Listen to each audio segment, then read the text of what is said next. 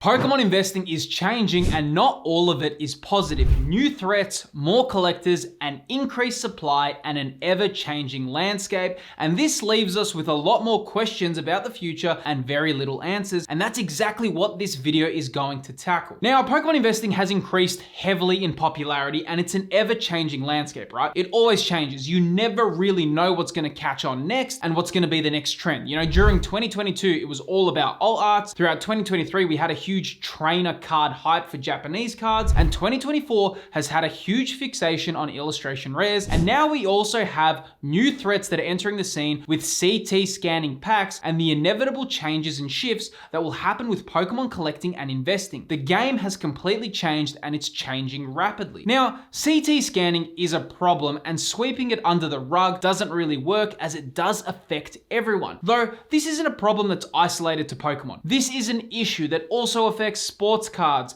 Magic the Gathering, Yu-Gi-Oh! You know, Bandai's affected with One Piece and Dragon Ball Fusion World. It's rare that a problem affects everyone together, so a solution will need to be found, though I will speak on potential solutions a bit later on in this video, as it's important to give you more context on some of the issues facing the future of Pokemon collecting and Pokemon investing. Now, there's a few key areas for the future of Pokemon investing that you should be aware of, and it's important to know. Whenever we focus on anything where we place our money, we also need to look into risks. Now, when looking at the future of Pokemon investing, there are a few risks that need to be accounted for. When we think of collectibles and Pokemon collecting, one thing that I find really interesting is that it's been quite a timeless hobby and it hasn't evolved that much.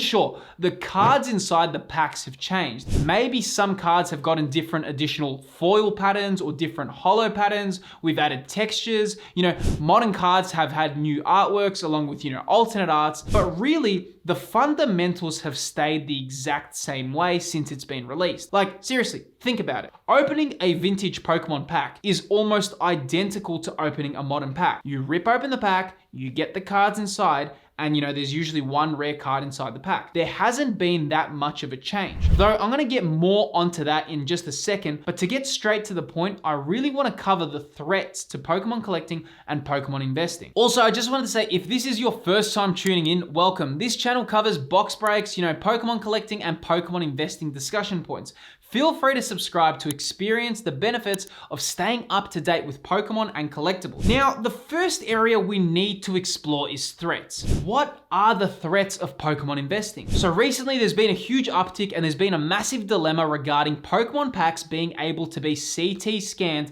to reveal what's inside the packs. Now, this is the first point in history where trading cards and sports cards are being challenged. And I mean legitimately challenged. And there's a lot of differing opinions, though I'd say the general consensus that this is an overall damaging discovery. And this is going to require some innovation on Pokemon's part to combat this obvious threat. I do think that this is kind of a good thing as it forces these corporations to think on their feet a little. I mean, guys, literally, for how long have these companies been able to get away with literally printing money? And I mean printing money. I'm talking about the whole collectible card world when I speak about this. Every TCG and every sports card manufacturer have had it really easy with relatively little worries. Though, as anything in life, when issues like this arise, it's about who can adapt the quickest. Though trust me, when I'm saying this, all companies that produce collectible cards are very aware of this threat. This would be a code red alarm bell for them. Though at the same time, this is just really normal in business. You need to be aware of threats. What's the one thing that every smart business understands? It's that your business is only one step away from failure. I mean, seriously, look at Nintendo, right? They nearly lost it all with the Wii U. If they didn't pivot and adapt and then create the Nintendo Switch, who knows what would have happened? And that's probably why they've been so fearful with creating the Switch's successor, because the Wii U taught them that, hey, we are not bulletproof, right? Nintendo adapted and recovered, though some companies never did. I mean, look at Sony Ericsson. That's a clear example of a business that didn't adapt when a new technology emerged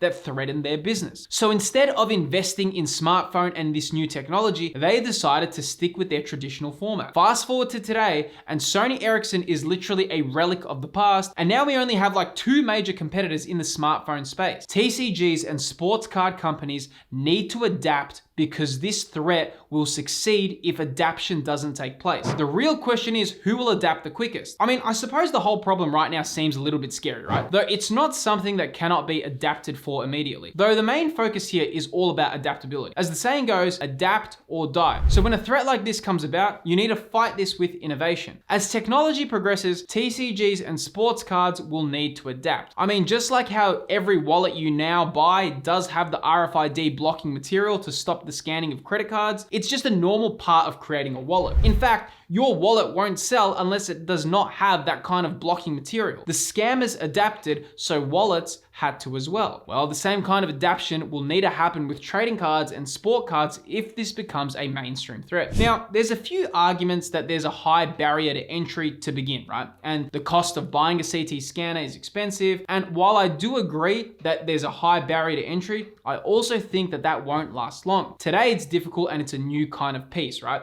But in 3 years, it will just become commonplace because there's money involved. Never underestimate how quickly people are to adapt. Now, that's all for the CT scan threat, but there's also other threats that can happen, such as, AI and printing. We could technically have virtually perfectly copies of cards with advancing technology that would make the chance to distinguish between fake and real copies virtually impossible without being assessed. I suppose this is where grading companies come in, though if you are trading at hobby stores or card shows, this could become a threat if this technology keeps advancing in the way it does. Though again, this is where innovation comes in, and it makes you think if Pokemon will begin to bridge the gap and introduce some level of technology where each card has a unique serial code which can be assigned to a digital client or some sort of trading ecosystem with a unique digital identifier. So not only would you own the card in person, but you would own a unique code of that card on like a Pokemon digital collector's wallet of some sort, or some sort of physical and digital link in some way where they can be traded. So you could sell your card in its physical form, along with providing a unique digital version of that card. And then this data could be encrypted and offers some incredible level of security and authentication, which kind of works in line with collectibles, right? This may seem pretty outlandish at the moment, though with how the world is shifting, this could certainly be a future where we do have some level of physical and digital link with cards, right? So pulling a physical card also has a unique digital counterpart that can be sold and traded. To be fair, I don't think this is anytime soon, but of course, companies need to innovate and think ahead. And one thing I can promise you, if there is any threat that the hobby will die out and money will be lost because of threats like CT scanning, then they will innovate and they will pivot very quickly. Capitalism just has a funny way of causing innovation, especially when money is going to be lost. Now, obviously that's some of the negative stuff in the hobby that we need to be careful about, but there's also a lot of positive things in the future to consider. One thing that's really important to note is that the search term on Google, Pokemon cards, is 4 times more searched today than it was back in 2019, meaning it has become 4 times more popular. This also means that even if there was another ghost period like 2003 to the 2007 range, it would be short-lived as nostalgia could spike again within the future. Another great positive is that there is more and more youth that are collecting, and this is great because when these collectors grow up, they'll want to relive and collect their childhood classics, and you could argue that these kids' childhood classics are even better than ours. They have Moonbryon, they have the Greninja EX, they have Gengar VMAX. These cards are all iconic and they have such a unique feel within their era. These cards being so popular will be very hard to just wipe out of existence. They will always hold some sort of special aura about them that makes fans and collectors be just drawn in towards them. So the future of these cards cannot be predicted with absolute certainty, though there's a chance that they could hold given the current viewpoint for them, right? Another positive is just looking how popular collectibles have become and just how interwoven they've become with society. So when these things enter the paradigm, they usually stay. We can now see with how popular shows on Netflix like King of Collectibles are,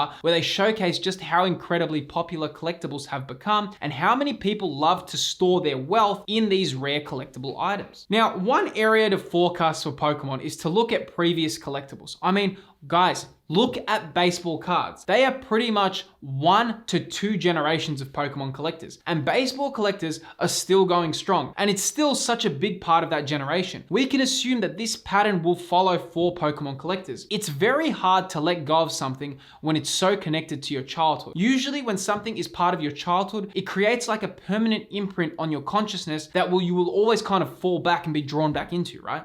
Collecting Pokemon cards or baseball cards or whatever, they leave leave beautiful memories for a lot of us. So it's likely that these memories will stay in the future for current collectors, and the TCG will only expand and grow further and further. Now, one area that we also need to look into when we talk about Pokemon collecting and Pokemon investing in the future is the expansion of Pokemon Pocket. It seems Pokemon is very forward thinking with wanting to bring the Pokemon TCG Pocket out in the world. Now, if Pokemon invests heavily into making the competitive side of the TCG more accessible, then this could also have huge amounts of benefits with more people entering the hobby. One, you would have more competitive players entering the scene, and that would help more Pokemon cards be produced, and then it will help it expand. And two, most competitive players and collectors are not so different. And what I mean by that is that maybe the person that collects may not be that likely to be a player, though a competitive player is very likely to be a collector. So this can cross over and really benefit the collector side of the TCG if more players get involved. Another area we need to focus on as well is that Pokemon is very much linked with Nintendo, and Nintendo consoles predominantly focus on younger generations. So this kind of strong marketing strategy